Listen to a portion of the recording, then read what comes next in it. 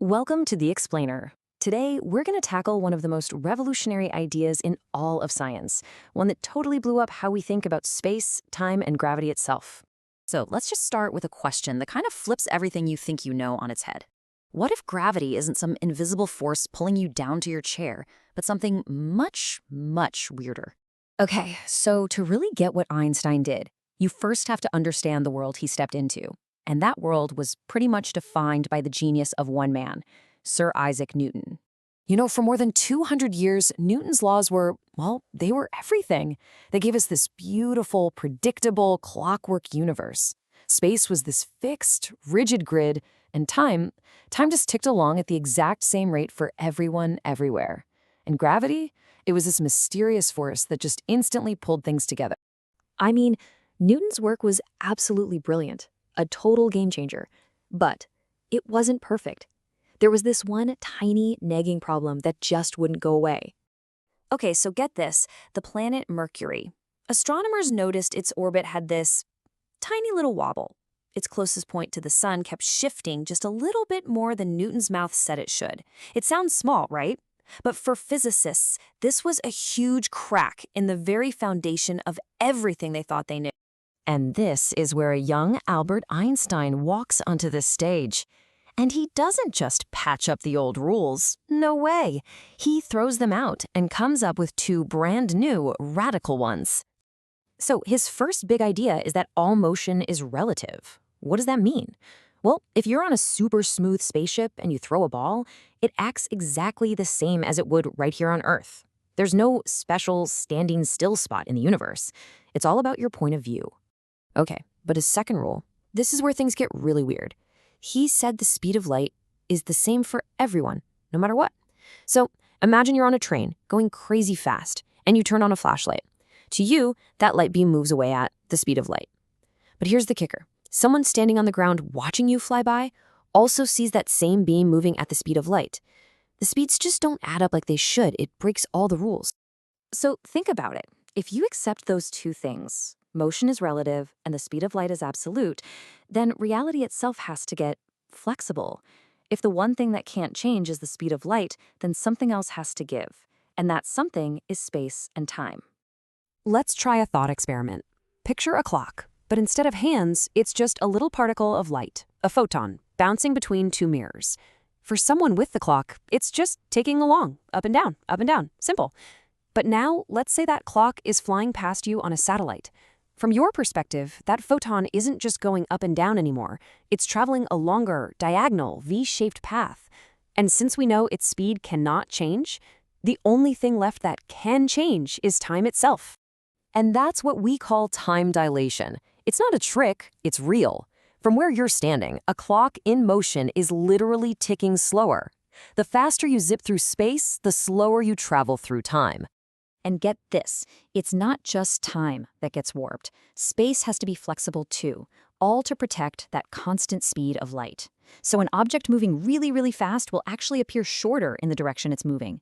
Time slows down, space squishes, it's all part of the deal to keep the cosmic speed limit the same for everybody. So that's special relativity, and it completely rewrote the rules. But Einstein, he was just getting started. He then had what he later called his happiest thought, and it led to something even bigger. He realized something profound. The feeling you get from gravity is exactly the same as the feeling of acceleration. I mean, think about it. If you were in a sealed elevator accelerating upwards in deep space, you couldn't do any experiment to prove you weren't just sitting still on Earth.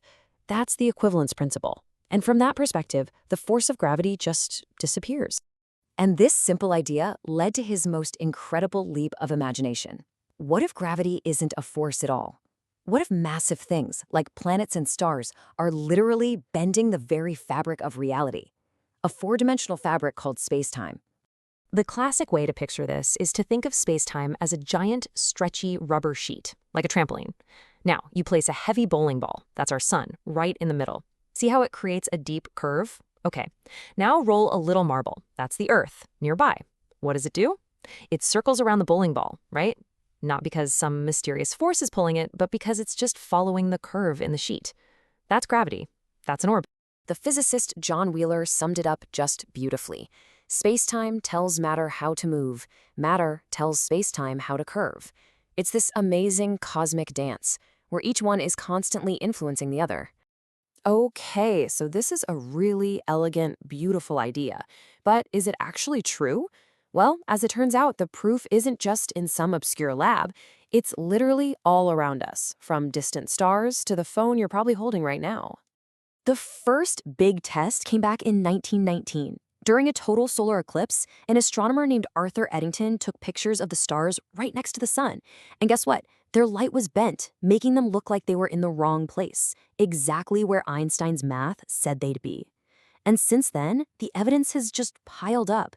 We've actually detected ripples in spacetime, gravitational waves, and we've even taken a picture of a black hole's shadow.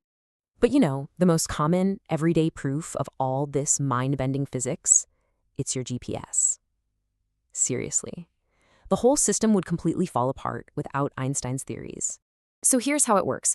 The clocks on GPS satellites are moving super fast, right? So special relativity says they should tick slower. But they're also in weaker gravity than we are down here on Earth, and general relativity says that should make them tick faster.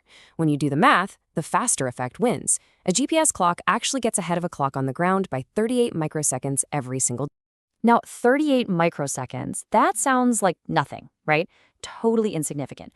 But if the engineers didn't constantly correct for that tiny, tiny difference, your GPS would be off by about 10 kilometers after just one day. It would be completely useless. The only reason it can pinpoint you to within a few feet is because we account for both special and general relativity every second of every day. So what does this all mean? It means space isn't just an empty void, and time isn't some universal clock ticking away for everyone. They're woven together into this dynamic fabric that gets bent and warped by everything in it. That curvature, that's what we experience as gravity. Einstein handed us an entirely new universe, one that's way more bizarre and interconnected than we ever could have dreamed. And it just leaves you with this one last thought. If space and time can bend, what else don't we know about the very nature of our reality?